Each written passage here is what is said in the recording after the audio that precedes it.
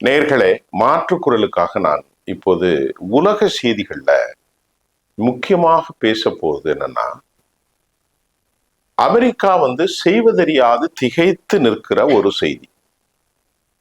அதாவது ஏற்கனவே இந்த பீஸ் நெகோசியேஷன் முதல் பேச்சுவார்த்தை பாகிஸ்தானில் அது ஹேட் பீன் கொலாப்ஸ்டு. அதுக்கப்புறம் இரண்டாவது பேச்சுவார்த்தைக்கு அமெரிக்கா முயற்சி பண்ணாங்க. அமெரிக்கா போர் செய்ய தயாராக இல்லை. அவருடைய பலகீனம் இன்டெஃபினிட்டிவ் வார், அதாவது அதாவது இன்டெஃபினிட்னா என்ன சொல்றது, காலவரை இல்லாமல் ceasefire to be announced by US, அது அவர்களால் அறிக்கையாணையாக செய்யப்பட்டிருக்கிறது. இப்ப இந்த நிலையில ஈரானுக்குள்ள ரெண்டு வித கருத்துக்கள் வருவதாக சர்வதேச செய்திகள் தெரிவிக்கிறது. ஒரு பக்கம் வேகப்பந்து வீச்சு, கடும் போக்குவாதம், மற்றொன்று மிதப்பந்து வீச்சு, ஸ்பின் பவுலிங்.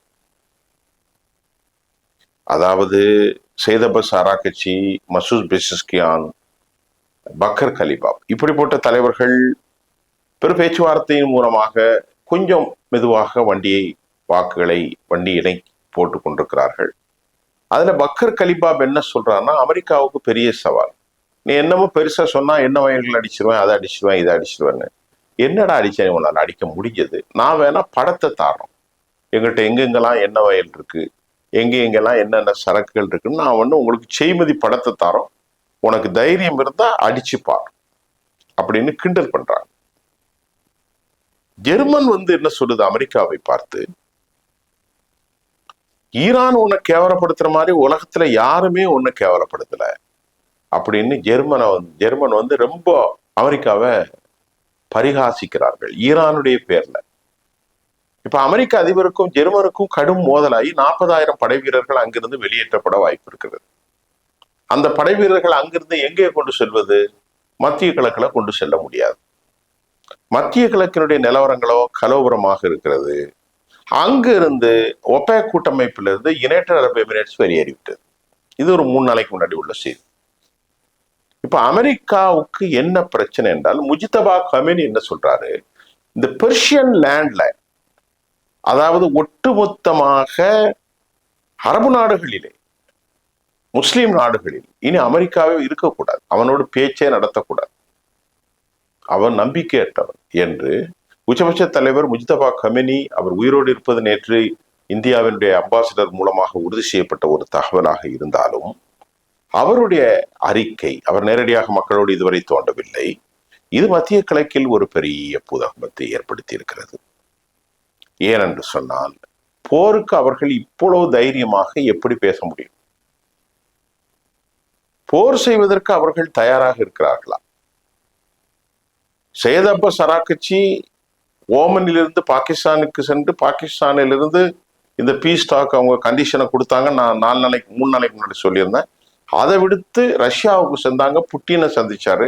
புட்டின் உங்களுக்கு எல்லாமே நாங்க தாரோம்னு சொன்னார். 20 வருஷம் அக்ரிமெண்ட் இருக்கு, அதை நம்ம புதுப்பிச்சு புதுசா நமக்கான வேலைகள் இருக்கு அப்படிங்கிறத அறிவிச்சிட்டாரு. வெளிவிவகாரத்துறை அமைச்சர் லெவரோஸ் அவரும் பேசிட்டார். உலகத்தை ஃபுல்லா கையில வைக்கிறதுக்கு அமெரிக்கா ஆசைப்படுறாங்க.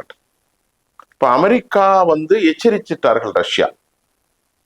இப்போ ரஷ்யாவுக்கு சென்று வந்த பிறகு பக்கர் கலிபாவுடைய ஸ்டேட்மெண்ட்டும், உச்சபட்ச தலைவர் முஜ்தபா கமேனி அவர்களுடைய பேச்சும், அமெரிக்க கப்பல்களே இங்கு இருக்கக்கூடாது, அமெரிக்கர்கள் கால் பதியக்கூடாது, அது சவுதியா இருந்தாலும் சரி, குவைத், கத்தார், எங்கேயும் இருக்கக்கூடாது, இருந்தாலும் அடிதான், கப்பல் கீழே கால் பண்ணிடும் என்று அமெரிக்காவை பண்ணிட்டாங்க. இப்ப அமெரிக்கா எல்லா ஆயுதங்களையும் பயன்படுத்திட்டாங்க. மறுபடி ஒரு ஆறுல இந்த பிளாக் மிசைல்ஸ் ஏதோ ஒண்ணு வச்சிருக்காங்க, ஒளியை விட பன்மடங்கு வேகத்துல உள்ளது. ஏற்கனவே ஹைப்பர்சோனிக் மிசைல்ஸ்களை பயன்படுத்தி பழகி டெஸ்ட் பண்ணி ரொம்ப எக்ஸ்பர்ட் ஆயிட்டாங்க. யாரு? சீனாவும் ரஷ்யாவும். இப்ப இது ஸ்டெல்த் ஏவுகணை மிசைல். இந்த ஸ்டெல்த் என்றால் ரெடார்ல தெரியாது. இப்ப அதை பயன்படுத்தினால் என்னென்ன விளைவுகள் வரும் அப்படிங்கிறது ரஷ்யா எச்சரிக்கை பண்ணிட்டாங்க. இப்ப நாங்க எல்லாரும் ஒன்னாதான் இருக்கோம் அப்படின்னு சொல்லியிருக்கிறாங்க. இப்ப அமெரிக்கா என்ன செய்யுதுன்னா, முஜ்தபா கமேனி எச்சரிக்கை, அமெரிக்க கப்பல்கள் கடல் தளங்களுக்கு மேல இருக்கக்கூடாது, கீழே தான் இருக்கணும்னு சொன்ன பிறகு அமெரிக்கா 3 கப்பல்களை வைத்து அச்சுறுத்தினார்கள். ஒன்று யுஎஸ்எஸ் ட்ரிப்போலி, ஒன்று யுஎஸ்எஸ் ஆப்ரஹாம் லிங்கன், மற்றொன்று யுஎஸ்எஸ் ஜெரால்ட் ஆர்ஃபோர்ட். இப்பொழுது 3 கப்பல்களும் 3 நிலையில் இருக்கிறது. மிகப்பெரிய கப்பல்கள், 5000க்கும் மேற்பட்ட பணியாளர்கள், 4500 இருந்து 5000. அணு ஆயுதங்களால் இயங்கும் யுஎஸ்எஸ் ஜெரால்ட் ஆர்ஃபோர்டைய ஒட்டு மதிப்பு மட்டும் 1,13,000 கோடி. எங்க இவங்க ரஷ்யாவோட பேசியிருக்கிறாங்க, ஆன்டிஷிப் மிசைல்ஸ் இருக்கிறது, கொசுப்படைகள் ஏராளமான, ஸ்பீட் போட் இருக்கிறது. இதனால் மீண்டும் அடித்து துவம்சம் செய்து கடலுக்குள் மூழ்கிவிட்டால் பெரும் சிக்கலாகும். உடனடியாக நீங்க அந்த ஏரியாவில் நிக்காதீங்க, கிளம்பி வந்துருங்கன்னு அமெரிக்கா உத்தரவு போட்டாங்க. ஜெரால்ட் ஆர்ஃபோர்டு பயங்கர வேகத்தில் தப்பினோம் என்று அமெரிக்காவை நோக்கி போய்கொண்டிருக்கிறது. இது ஒரு செய்தி. இப்போ சிச்சுவேஷன் ரூம்ல அமெரிக்க அதிபர் பேச்சுவார்த்தை நடத்துகிறார். சிச்சுவேஷன் ரூம்ல என்ன நடத்துவார்? விசேடமான படைகளை கொண்டு, ஸ்பெஷல் டாஸ்கிங் ஃபோர்ஸ், அது லேண்ட் ஆகுமா? அது வெற்றி பெறவே முடியாது. கர்க்கில் இறங்கினா எலும்பு கூட மிஞ்சாது. ஏன்னா கர்க் அவங்களுடைய இடம், சுத்தி மலைகள், கடலை பத்தி, அதுக்குள்ள ஏராளமான ஆயுதங்கள் இருக்கிறது, ஏராளமான ஸ்பீட் போட் இருக்கிறது, இராணுவ தளவாடங்கள் இருக்கிறது, கன்னிவெடிகள், மிதவைகள் எல்லாமே இருக்கு. It's is impossible to enter the battle. அவருடைய பொருளாதாரமும் இல்லை, ஆமினேஷன்ஸ், முனிஷன்ஸ், குண்டுகள் எதுவுமே இல்லை. இருக்கக்கூடிய எஃப் சீரியஸ் எல்லாமே பயன்படுத்திட்டாங்க. என்ன செய்யலாம் அப்படின்னு அமெரிக்கா இப்போ ஒரு முடிவு எடுத்து, நாம ஒரு கோலிஷன் ஃபோர்ஸோட மீண்டும் ஹெர்முஸ்ல இறங்கலாம் அப்படின்னு அவங்க திட்டம் போடுறாங்க. இப்போ ஒரு கேள்வி என்னென்றால், அமெரிக்காவை நம்பி அமெரிக்காவோடு கைகோட்பதற்கு யார் வரப்போகிறா? யாரும் வரமாட்டாங்க. எப்படி? அமெரிக்காட்ட இருந்த நேச நாடுகளாக இருக்கக்கூடியவை England, German, Italy, Spain, France, இந்த மாதிரி நாடுகள் தான். மத்திய கிழக்கில் இருக்கக்கூடிய குவைத்து, சவுதி அரேபியா, அமீரகம், பஹ்ரைன், இப்படி ஒரு நாடுகள் இருக்கிறது. இப்ப அமெரிக்காவோடு இவர்கள் அனைவரும் சண்டைக்காரர்களாகத்தானே இருக்கிறார்கள். நேட்டோ ஃபீஸ் இல்லை. இப்ப அவங்க ஒண்ணுமே இல்லாம இருக்கிறாங்க. நேற்றைக்கு பேசும்போது அமெரிக்கா எங்களை தாக்குங்க, இப்ப நீங்க என்ன சொல்றாரு, எண்ணெய் வயல்களை தாக்குங்கப்பா. இப்ப என்ன ஒரு தைரியம் இல்லாம அவர் சொல்லுவார் பக்கர் கலிபா, எண்ணெய் வயல்களை தாக்குங்க அப்படின்னு சொன்னா அடுத்த அடி உனக்கு இருக்கு. என்னன்னு நேற்று நான் பேசியிருந்தேன் ஒரு சேனல்ல. அண்டர் கடலுக்குள் போகிற 6 நிலை கேபிள்கள், இந்த கேபிள்கள் தான் அமெரிக்காவுடைய கம்பெனிகளை இயக்குகிறது. அமேசானாக இருந்தாலும், ஐபிஎம் இருந்தாலும், ஆரக்கலாக இருந்தாலும், மைக்ரோசாப்டாக இருந்தாலும், எந்த கம்பெனியாக இருந்தாலும் முழுமையாக இதன் மூலம்தான் இயக்கப்படுகிறது. இதை ஃபுல்லா நாங்க அடிச்சு நாசம் செஞ்சிருவோம். சவுதி அரேபியா கொலாப்ஸ் ஆயிரும், யுஏஇ கொலாப்ஸ் ஆயிரும், குவைத் கொலாப்ஸ், கத்தர் கொலாப்ஸ், ஒட்டுமொத்த ரீஜன் மட்டுமில்ல உலகமே கொலாப்ஸ், அமெரிக்காவும் கொலாப்ஸ். இந்த கேபிள்ல தான் எல்லாமே இருக்கு. டேட்டா என்ட்ரி இருக்கு, டேட்டா சயின்ஸ் இருக்கு, கலெக்ஷன் இருக்கு, எல்லாமே இருக்கு. இப்ப ஈரான் இதை அடித்து விட்டு ஹெர்மூஸை நாசம் செய்தால் கதை கண்டல். இப்ப அமெரிக்கா என்ன செய்யும்? ஒண்ணுமே பண்ண முடியாது. ஈரான் இவ்வளவு நாள் 62 நாள் ஆகியும் கூட அமெரிக்கால எதுவும் செய்ய முடியலையே. இதுக்கு இடையில இது ரொம்ப ஆபத்தான போக்கு. இப்போ மீண்டும் ஒரு பிளாக் ஏவுகணை ஒன்றை பயன்படுத்த போறேன்னு சொல்லியிருக்காங்க. அது ஒளியை விட 15 மடங்கு என்னமோ ஸ்பீடு கூட, 5 மடங்கு மேக். நீங்க பங்கர் பஸ்டர் தான் உச்சபட்சம். பங்கர் பஸ்டே இப்ப ரிவர்ஸ் இன்ஜினியரிங்ல போயிட்டு இருக்கு. வெடிக்காத ஒண்ணு எடுத்துட்டாங்க. இப்ப அமெரிக்காவை பொறுத்தவரை ஒரு பொது விஷயத்துல இறங்கணும். போர் செய்து வெற்றி பெறுவது சாத்தியம் இல்லை.